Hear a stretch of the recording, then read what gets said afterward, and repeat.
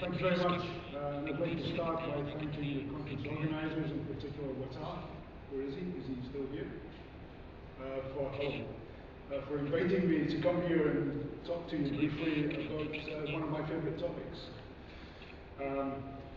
The second thing I wanted to say at the outset is that I'm from the UK Health and Safety Executive, and Judith in her presentation made reference to the Health and Safety Laboratory as part of the executive. I have one of my bases in the laboratory. I also have a base in the main body of HSE, so I'm very fortunate to be in the position to work right across the Health and Safety Executive in the UK. Very fortunate. What I thought I would do today is just simply address the theme of the conference, which is about driving change and creating value.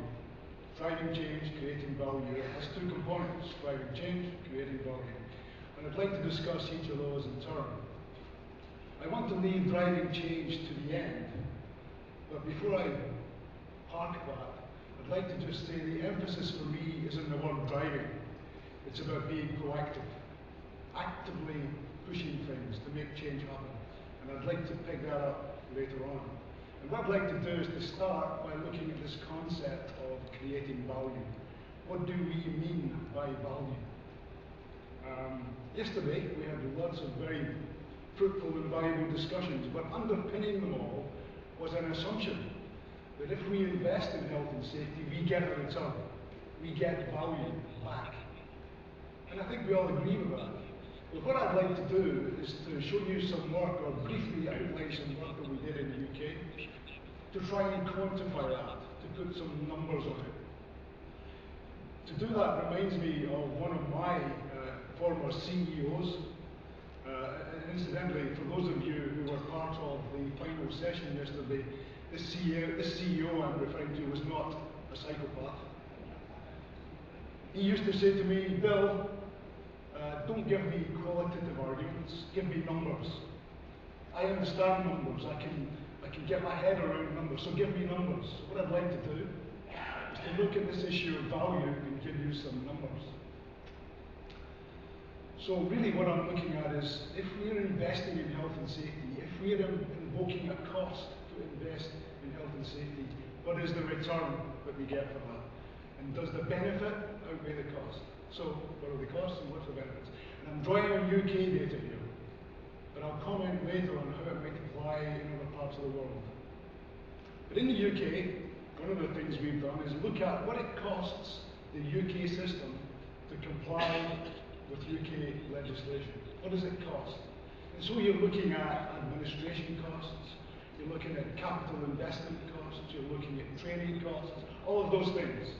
And if you add them up across the various sectors in the UK, you come to a number. And that number, I'll quote it in dirhams, because it's a nice round number. That investment cost is about 10 billion dirhams per year. Now that's a big number, so it better be worth it. So therefore that begs the question, what is the benefit? And if you look, you know that we take a lot of time in the UK to collect statistics and to analyse them. And if you look at the decrease in the incidence of work-related fatalities and work-related injuries and lost time incidents and all of those things, if you look at that reduction and make estimates about the cost of a fatality and the cost of injuries and so on, it's a big complicated sum, but if you do that and add it all up, then you find that the benefit we get over a period of time is measured, and again I quote it in local currency dirhams, it's measured in the order of hundreds of dirhams. In other words, the cost to benefit balance is heavily stacked in the ratio 10 to 1 in favour of the benefit. Now, there's obviously uncertainties in all these calculations, but I think it would be difficult to deplete a 10 to 1 ratio. Moreover, that's UK data. So what might it look like in other parts of the world? Well, I think I find it difficult to believe that it would be substantially different in any other country.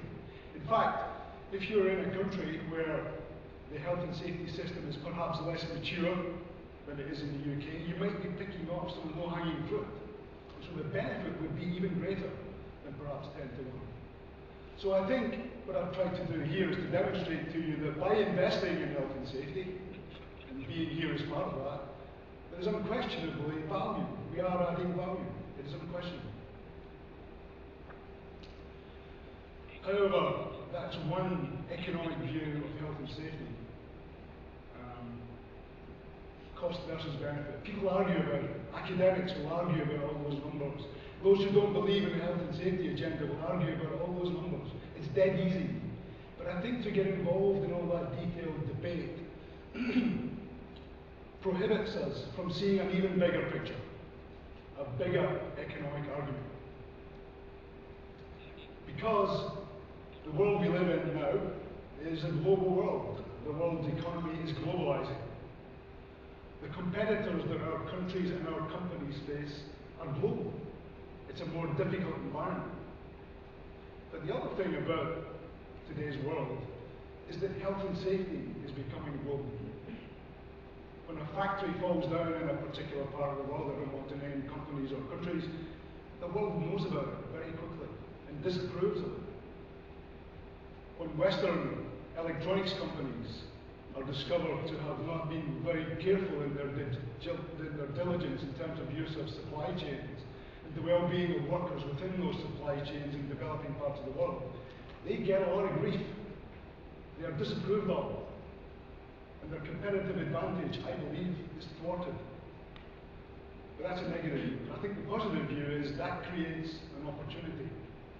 And I think there's an opportunity from the modern world, an economic argument, that says we can create a competitive advantage for ourselves by addressing that global issue, by being seen to be good in health and safety, and getting competitive advantage, and by circulating some economic growth for ourselves in this very competitive world. I think that's unquestionably true. And that's an economic argument that I think is at a higher level than the detailed cost-benefit analysis that we all tend to argue about. But I think there's an even bigger agenda that lies on top of that. And that is that, well, I'll pose it as a question. Can like-minded countries, perhaps led by their governments, can like-minded countries pool their resources to take this global health and safety agenda forward? Can we pool resources to share best practice much more proactively than we're doing at this conference? Really proactively share best practice in terms of regulation. Can we pool our resources and our facilities and our people to conduct health and safety research that takes the world forward? Can we invent training programs, and perhaps even training programs for the CEOs of tomorrow, that take the health and safety agenda forward and secure competitive advantage for us collectively? Now, I'll pose that as a question. And you might think it's a naive question. I can say that my job in the health and safety executive at the moment is all about having discussions with governments across the world about creating such partnerships. It's for real. We can do it. It's not a naive concept. And so I believe there is the potential from this new economics agenda to get competitive advantage for ourselves, to grow economically, and to enhance the well-being of workers internationally as well as nationally. Or if you like, to coin a phrase, or let me coin a phrase, it's about us all collectively working together to create what one might call a better working world. And those of you who perhaps are not as well versed in how English sometimes has a double meaning, that's about creating a better working world in terms of economic growth, but also a better working world in terms of the well-being of workers. So I believe it's my job at the moment, fortunately, it's a nice job, that we have the potential to take forward an agenda that secures for tomorrow a better working world. And maybe with that, might I suggest, that in 2 or 3 years' time, when we have another meeting of this kind, a follow-on conference, maybe the working theme is achieving a better working world. I believe it can happen. So thank you once again for taking time. I hope I've injected some interesting thoughts into the debate. I hope I haven't bored you. But whatever, thank you very much for listening to me. I appreciate your tolerance.